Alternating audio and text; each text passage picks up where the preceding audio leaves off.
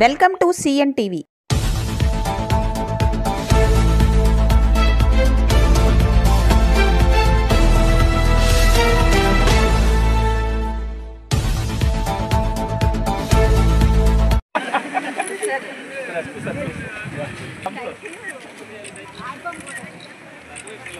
Smile ఉండాలి face పైన.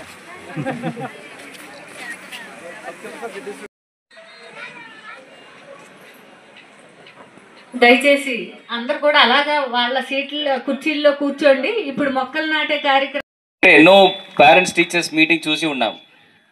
But ఇవాళ చాలా చాలా ముఖ్యమైన ఒక తరుణము. మీ అందరూ కూడా మీ పిల్లల గురించి నేను చదివానో లేదో, నా పిల్లలు ఎట్లా చదువుతున్నారు, ఈ సంవత్సరం నా పిల్లలు ఈ నైపుణ్య అభివృద్ధి అంటే చదవడంలో ఉంటున్న నేపథ్యంలో ఎట్లాంటి అభివృద్ధిని నేను తీసుకురావాలి, దాని గురించి ఎట్లా నేను అవగాహన పెంచుకోవాలని మీ అందరూ కూడా స్వయంగా వచ్చినది చాలా చాలా చాలా సంతోషం.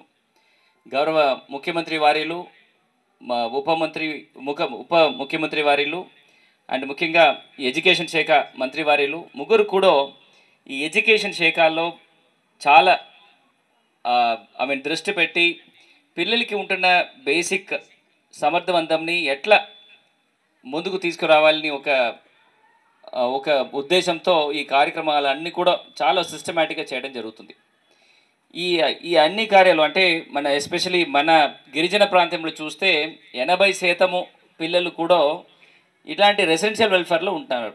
ఒక 20% మాత్రమే డే స్కాలర్గా గవర్నమెంట్ స్కూల్స్లో వెళ్ళి రావడం జరుగుతుంది.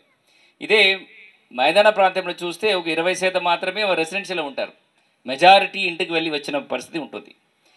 ఈ ప్రాంతంకి ఉంటున్న ఈ యూనిక్నెస్ దీనిలో రెండు ఉన్నాయి. ఒకటి, పేరెంట్స్తో వాళ్ళు స్పెండ్ చేసిన టైం తక్కువ ఉంటుంది.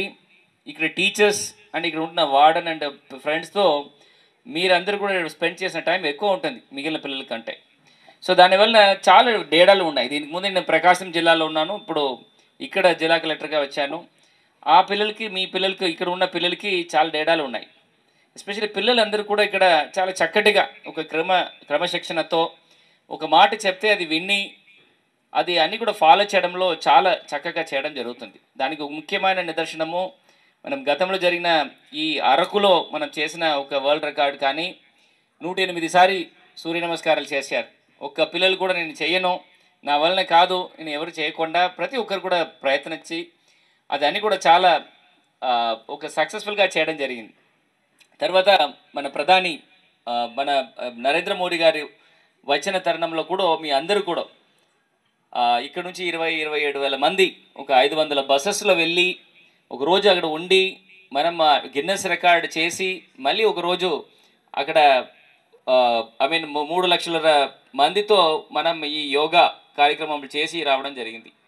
సో ఇట్లాంటి ఒక పెద్ద ఎత్తున లాజిస్టిక్స్ ఉంటున్నప్పుడు పేరెంట్స్ మధ్యలో కానీ, టీచర్స్ మధ్యలో కానీ, పిల్లల మధ్యలో కానీ ఎట్లాంటి ఒక రిమార్క్స్ కానీ ఎట్లాంటి ఒక ఇష్యూస్ లేకుండా చాలా చక్కటిగా చేయడానికి ముఖ్య కారణాలు మన పిల్లల దగ్గర ఉంటున్న ఒక క్రమశిక్షణాలే. వాళ్ళు కూడా ఒక డిసిప్లిన్, ఒక పట్టుదల, ఒక ఫోకస్ ఎవరికి లేదు. ఇట్లాంటి మంచి పిల్లలు ఒక రిసోర్స్గా, ఒక వెల్త్గా మనం ఉంటున్నప్పుడు వాళ్ళు ఎందుకు చదవడంలో ముందుకు రావట్లేదు?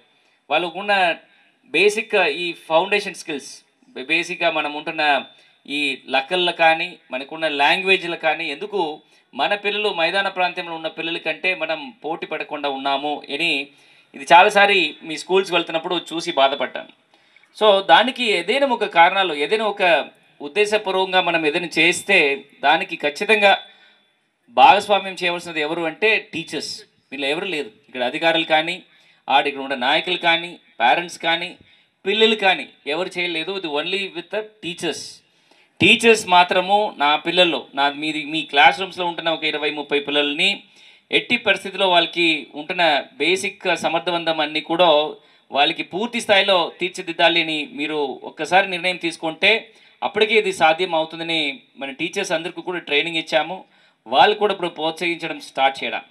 సో ఈ వాళ్ళ కార్యక్రమం కూడా ముఖ్యంగా పేరెంట్స్కి మీ ద్వారా పిల్లలకి ఎట్లా మీ సహకారం చేయగలుగుతారు, మీకుంటున్న టీచింగ్ గురించిన విషయాలు ఎట్లా చేయగలుగుతారని వాళ్ళకు డెమాన్స్ట్రేట్ చేసేసి ఆ విషయాలు పేరెంట్స్ కూడా చెప్పడానికి కోసము ఈ పర్టికులర్ ఉద్దేశం, ఇది ఈ కార్యక్రమం పెట్టడానికి ఉద్దేశం.